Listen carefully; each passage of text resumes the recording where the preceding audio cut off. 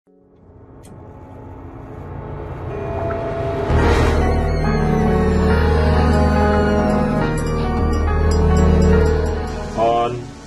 action. Halo, perkenalkan nama saya Pita sebagai art director dari Tuturupa. Aku Cepi sebagai kostum director dari Tuturupa.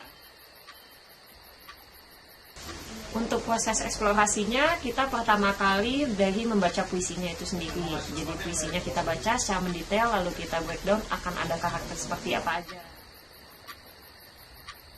Sebenarnya ada 6 karakter ya, termasuk karakter utama. Yang pertama itu ada Ana, terus yang kedua itu ada Tanting, ada Ninu, ada Derik, ada Sadre sama Sangkala. Terus dari tiap-tiap si tokohnya itu sendiri sebenarnya ada beberapa sifat yang nantinya akan direspon jadi kostum. Yang paling utama itu sebenarnya yang Ana, karena dia kan sebenarnya sebagai karakter utama yang ngebaca puisi ya. Kalau kita waktu itu merumpamakannya kayak gitu. Nah dia itu bakal eksplorasinya itu dia pakai kostum berupa selimut, bahannya itu selimut, tapi yang kilt, jadi dia kayak penuh tapi sepi gitu semua kayak gitu. Terus juga pakai bahan kawat juga tuh sebagai si yang bikin dia nggak nyaman. Mungkin sebenarnya untuk karakter utamanya sendiri, karena dia merupakan tokoh yang ada dari awal, eksplorasinya kita lebih mendetail karena dibutuhkan karya yang simple. Salah satunya penggunaan kain katun yang kita isi dengan busa, jadi terlihat seperti selimut. Kita buat seperti lipatan-lipatan yang akhirnya siluetnya seperti orang sedang tertidur.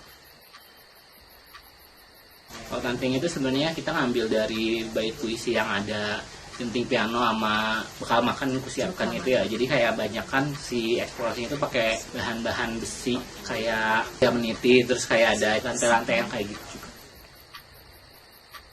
The Fiksi di sana kita banyak menggunakan pengulangan karena kita merespon dari suara jangkrik itu sendiri yang sifatnya suaranya berulang-ulang, jadi kita bikin pengulangan yang tegas.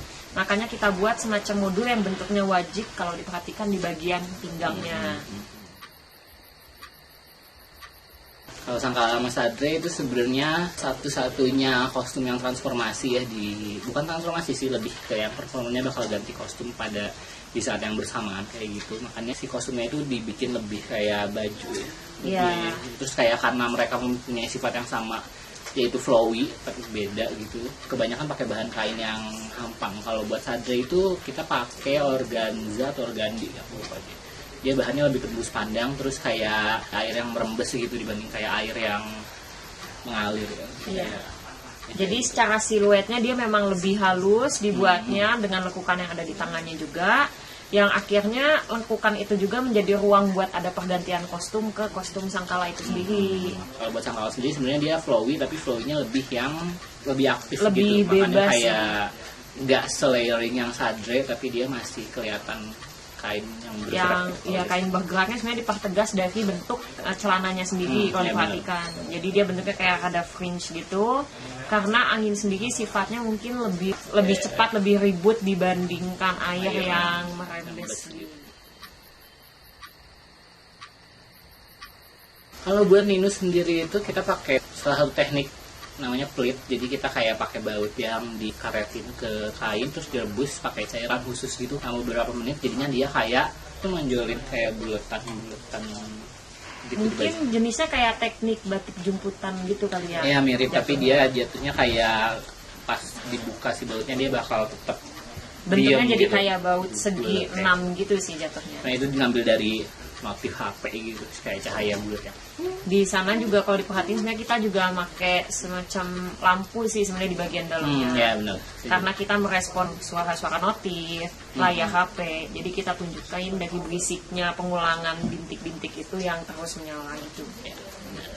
Oke, terima kasih Cepi dan Pita. Oke, makasih. Dadah.